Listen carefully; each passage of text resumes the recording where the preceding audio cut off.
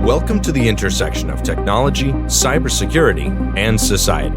Welcome to ITSP Magazine. You're listening to a new episode of Stories from Space podcast, where your host, Matthew Williams, examines the history of human spaceflight, the breakthroughs that revolutionized our understanding of the universe and our place in it, and the brave individuals who work tirelessly to advance the frontiers of our understanding. Knowledge is power, now more than ever.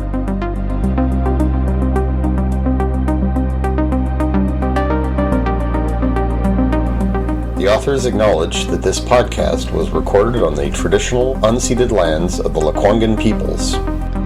In 1950, Italian-American physicist Enrico Fermi sat down to lunch with some of his colleagues at the Los Alamos National Laboratory. Fermi had worked there 5 years prior as part of the Manhattan Project. According to various accounts, the conversation turned to the subject of aliens and the recent spate of UFO sightings. As they sat down to eat, the conversation had turned onto other topics. But according to his colleagues, Fermi asked, out of nowhere, "Where is everybody?" His colleagues laughed because they understood exactly what he meant.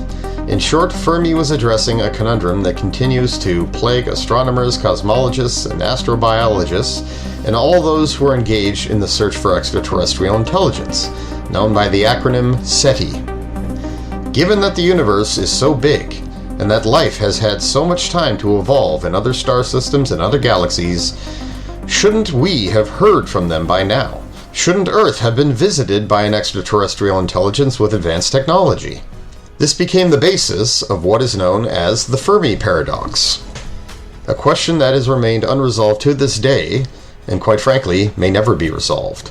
In order to do so, we must finally answer the question: is humanity alone in the universe? I'm Matt Williams, and this is Stories from Space.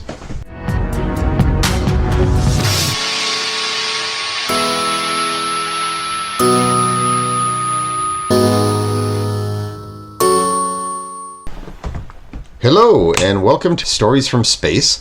And today, we will be addressing that age-old question, is humanity alone in the universe?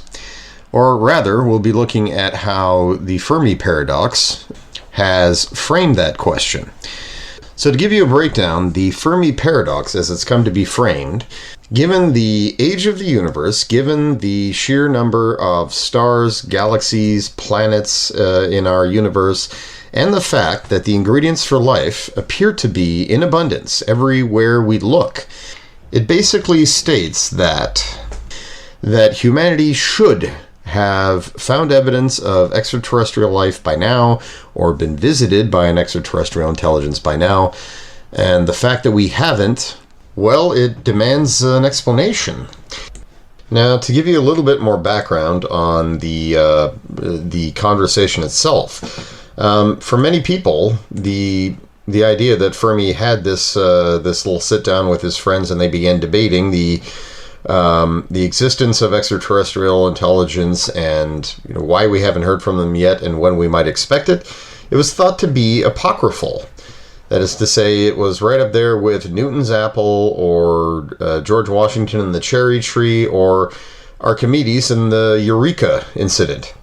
But in fact, this conversation has actually been confirmed. It's been documented because in 1985, Dr. Eric Jones, who worked at the Los Alamos Laboratory for 30 years, he decided to track down the legend by finding the people who were part of this conversation. As he would later write in the NASA Apollo Lunar Surface Journal, which was a regular publication that he created and oversaw on behalf of NASA, he said that thanks to the excellent memory of Hans Mark, who had heard a retelling at the Los Alamos in the early 1950s, we now know that Fermi did make the remark during a lunchtime conversation about 1950.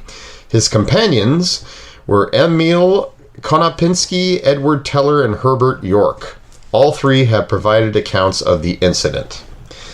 And so these individuals who he mentioned, they were all Enrico Fermi's friends and colleagues, and they all went on after the Manhattan Project to enjoy prominent careers as physicists. But yeah, whereas Enrico Fermi died just a few years after the story took place, these men lived well into the 1980s and were therefore able to relate what they remembered of it. And of course, as with all stories that happened decades ago, and given the nature of human memory, there were various differences in their accounts as to the details of the conversation, but the central parts of the story there, the central themes, they all confirmed that they happened. For one, they had met up together to have lunch. They were taking a stroll. As they walked, they spoke of UFOs, which had become a very popular subject at the time. They talked about flying saucers, and even an editorial cartoon in the New York Times, which jokingly suggested that the recent spate of disappearing garbage cans or dumpsters might be due to aliens. In any case, the accounts also agreed that it was as they were sitting down to lunch, the conversation had moved on, but then, apropos of nothing, Fermi blurted out, "So where is everybody?" And they all understood what he meant. And then Fermi followed that up by asking his colleagues there, "So what do you think? How long would it take for aliens to develop advanced propulsion technology and, find their way to the solar system from a distant part of the galaxy?" This prompted all kinds of scrawlings and mathematics being done on napkins. And what Fermi ultimately determined was that, well, given the parameters we're using, given the assumptions that we are admittedly making, Earth should have been visited several times by now. But surprisingly, the way the Fermi paradox has come to be known, how it's come to be argued, how the whole question of is humanity alone in the universe, in this case, it wasn't framed by Fermi himself or any thoughts he had on the subject. Michael Hart, it started with him. He was a astrophysicist and white nationalist and separationist who in 1975 raised this popular legend about Fermi and the question he asked during this lunchtime conversation. In fact, the dubious honor for that goes to two scientists named Michael Hart and Frank Tipler. And between the two of them, they crafted what's come to be known as the Hart-Tipler conjecture, which essentially states that given, just how vast the universe is and how the assumed likelihood of intelligent life out there, Earth should have been visited several times by now by an extraterrestrial intelligence of one kind or another. The fact that it hasn't is proof that humanity is alone. Now that's the Cliff Notes version. To give you some more detail on that, it was in 1975 that Michael Hart first proposed such an argument. He was an astronomer and also, interestingly enough, a white supremacist and separatist. And in my humble opinion, his political and racial views, they can be seen in his research, in that it was loaded with some very open and shut thinking, very black and white, very laden with assumptions. And as he said in his 1975 paper, An Explanation for the Absence of Extraterrestrials on Earth, it all came down to what he called Fact A, in which he said, if there were intelligent beings elsewhere in our galaxy, then they would have eventually have achieved space travel and would have explored and colonized the galaxy, as we have explored and colonized the Earth. However, Fact A, they are not here, therefore they do not exist.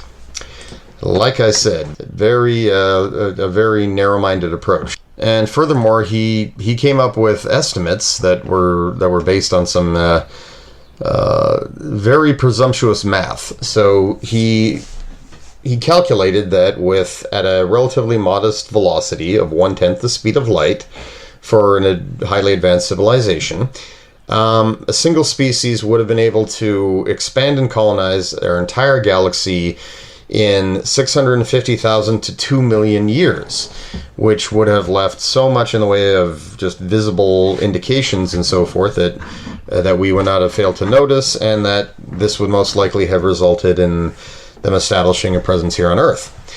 Now, his arguments would be expanded on and refined by Frank Tipler in 1980, and with a series of papers that he would publish over the next few years. And it started with a paper very unambiguously titled, "Extraterrestrial Intelligent Beings Do Not Exist." So he presented a much more sophisticated argument, but it still came down to the same very basic logic. So he said, in addition to a rocket technology capable to our own, it seems likely that a species engaging in interstellar communication would possess a fairly sophisticated computer technology. I shall therefore assume that such a species will eventually develop a self-replicating universal constructor with intelligence comparable to the human level. As such, a machine combined with present-day rocketry technology would make it possible to explore and/or colonize the galaxy in less than 300 million years. Now, what he's referring to in terms of these self-replicating robots was an idea that had been suggested previously, several decades previously, by John von Neumann, the famous computer scientist and the man who essentially spearheaded the field of nanotechnological studies. In any case, this idea for self-replicating machines eventually was adopted by astrophysicists and members of the SETI community. They said that this would be the best way to explore space, and if we can think about this, we can conceive this now, we have to assume that an extraterrestrial species, having had a jump start on humanity, having emerged sooner in our universe, would have done it already. So the fact that we haven't seen any self-replicating probes out there is a classic argument of people who believe in the Hart-Tipler conjecture. However, Carl Sagan was having none of this, and in 1983, he and his fellow physicist and colleague William Newman, they came together to write a rebuttal essay, and they called it the Solipsist Approach to Extraterrestrial Intelligence. And it was nicknamed Sagan's Response because the paper was written directly in response to what they had to say. In addition to first explaining how, since the age of Copernicus, every scientific truth we've ever found has confirmed that humanity is not special or unique. That's the Copernican principle. Yeah, so therefore assuming that humanity is alone in the universe because there's no evidence to the contrary is very provincially minded. And as he wrote, seeking, in effect, a universal principle to explain the apparent absence of extraterrestrial beings on Earth, Tipler contends that if extraterrestrial beings exist, their manifestations will be obvious. Conversely, since there's no evidence of their presence, they do not exist. And his next words have become a famous quote, "But absence of evidence is not evidence of absence," that Hart and Tipler had employed. So first off, in addition to just the philosophical underpinnings, Sagan and Newman, they took a scalpel to all of the assumptions that were contained in both Hart and Tipler's papers. And so, for example, Sagan looked at, the 300 million year estimate. That's based on a replication rate of 10,000 probes a year, traveling at 1% the speed of light. But even at that relatively modest value, probes of that nature, they would have converted the entire mass of the galaxy into von Neumann machines within a few million years. So it is not a logical argument that an extraterrestrial intelligence would rely on probes that would endlessly self-replicate to explore, because it would have been suicide. Furthermore, Hart's assumption, it all came down to the idea that an intelligent species would spread from one star to the next at a constant rate of 10% the speed of light, taking no time at all to settle new worlds, actually settling in before sending out more ships, which is, again, ridiculous.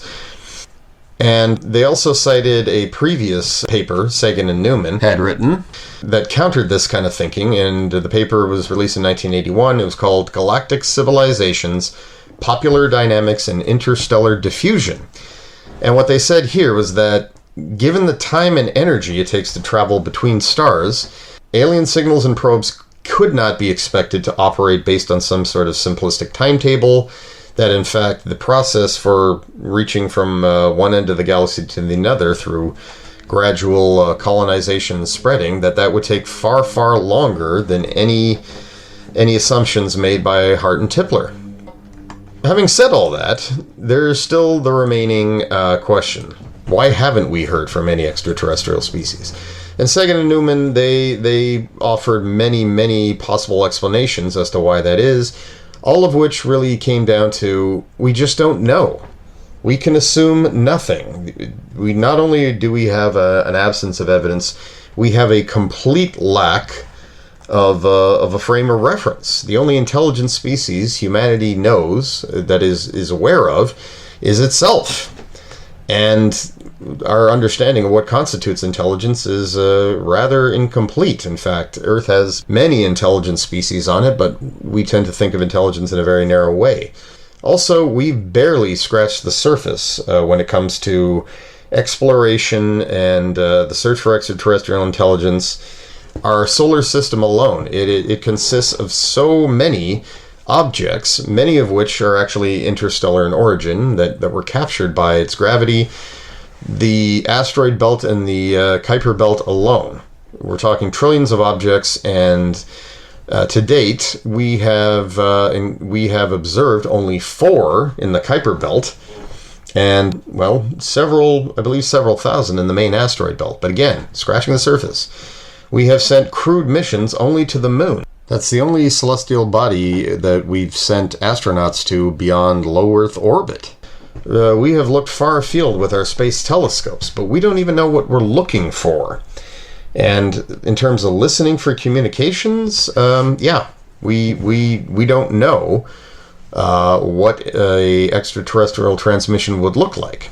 So the real resolution to this question, I would say, is that given the state of our ignorance, given how little we know, no conclusions can be arrived at either way. But theories and conjecturing about what form extraterrestrial intelligence and its technology and also its biology and the state of its biosphere, the type of planet that gave rise to it, those are very useful in the meantime because they help establish ideas and constraints on what we should be looking for. Then we have, sort of a template to compare our observations to. And that's really what we've been doing for the past 60 years since the first SETI experiments began.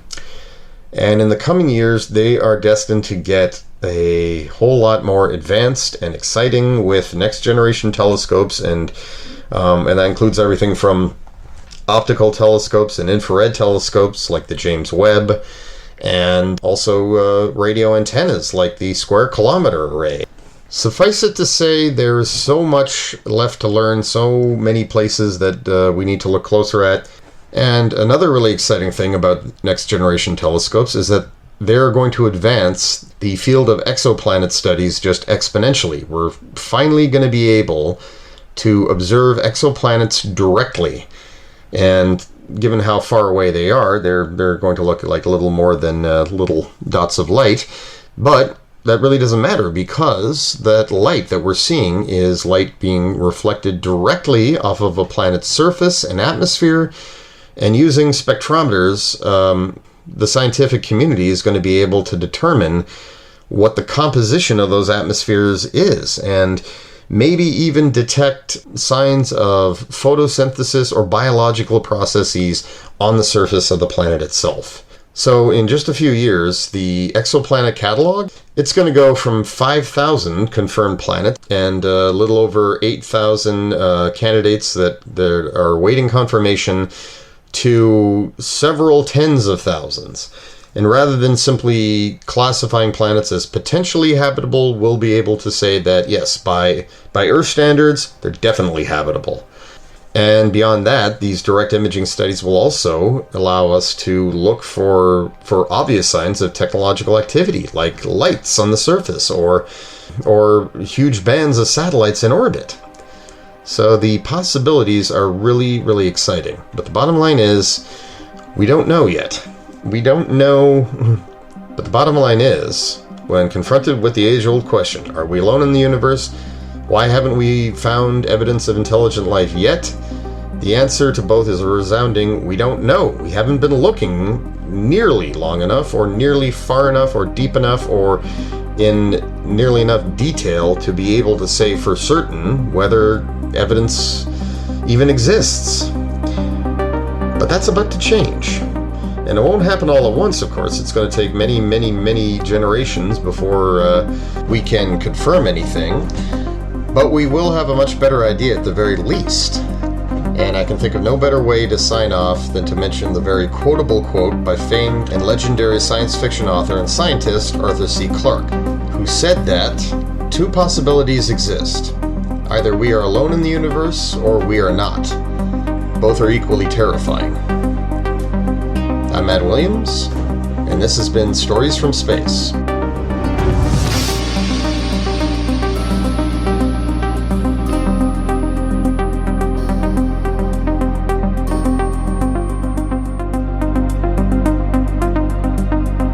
We hope you enjoyed this episode of Stories from Space podcast with Matthew Williams. If you learned something new and this podcast made you think, then share itspmagazine.com with your friends, family, and colleagues. If you represent a company and wish to associate your brand with our conversations, sponsor one or more of our podcast channels. We hope you will come back for more stories and follow us on our journey. You can always find us at the intersection of technology, cybersecurity, and society.